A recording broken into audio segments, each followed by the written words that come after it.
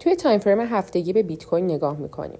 همونجوری که میبینیم میخواسته بیاد سقف قبلیش رو توی 73800 بزنه ولی نتونسته و حالا دوباره داره به طرفش حرکت میکنه. تایم فریم رو میبریم پایین‌تر توی روزانه. همونجوری که مشخصه بیت کوین کف روزانه قبلی خودش رو هم نتونسته بزنه و حالا یه دونه خط ترند من میبینم که توی این نقطه بهش گیر کرده و وقتی که بریم توی تایم فریم 4 ساعته میبینیم که سقف قبلی خودش رو اینجا زده. شیفتی مارکت استراکچر رو به طرف بالا نمیبینیم. تایم فریم رو میبریم پایین تر توی 1 ساعته.